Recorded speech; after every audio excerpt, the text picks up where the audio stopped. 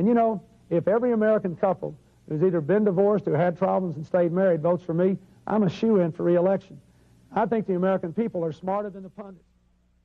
Before Clinton was shooed into office, he had to compete against a host of other Democratic candidates.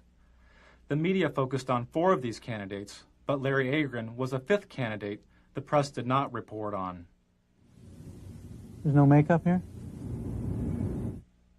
During the 1992 U.S. Conference of Mayors, the New York Times reported that, quote, dozens of mayors seem to agree on one thing. The single candidate who truly understands urban needs is Larry Agron, unquote.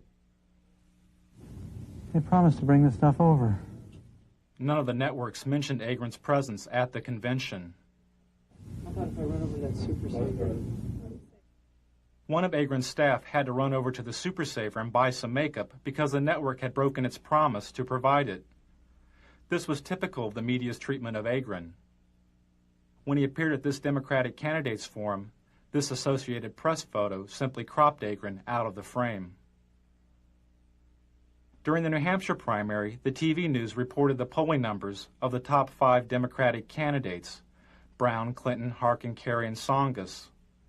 When Agron moved into a 3-way tie with Harkin and Brown with 2% of the vote, most of the TV news didn't mention Agron.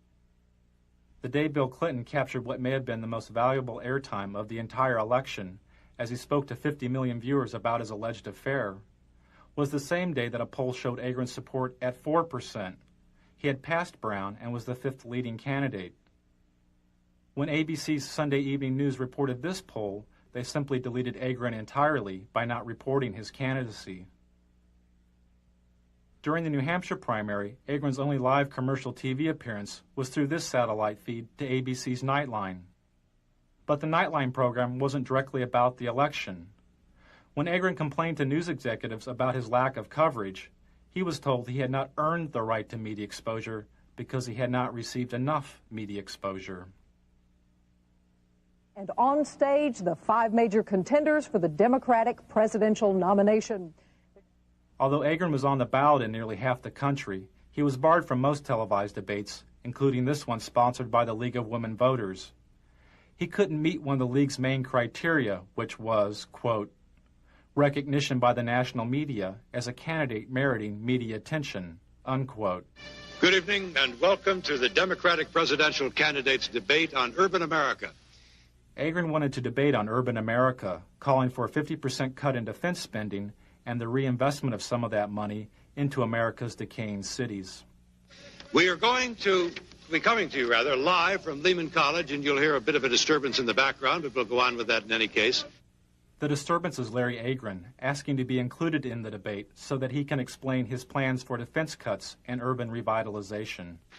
Transfer of President Ferdinand Ferrer, and Mr. President, I suggest you wait for just a moment till the man is quieted or chooses to quiet down. All right, Mr. Ferrer. Agron was quickly arrested. His court date fell on the first day of the Democratic National Convention. During this campaign, but very little said about the problems facing America's cities. Tonight, we'll change all that. Without media exposure and the debates, Agron couldn't quickly receive federal campaign funds, and his candidacy lost momentum.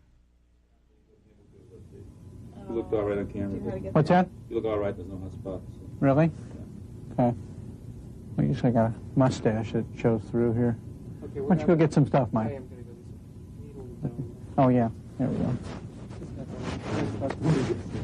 Campaign funds. The Democratic Party refused to include Agron in the debates or speak to the networks on his behalf. Agron talked about his exclusion, saying, "I've challenged my own party for its continuing complicity in Cold War thinking, Cold War rhetoric, and Cold War budgets."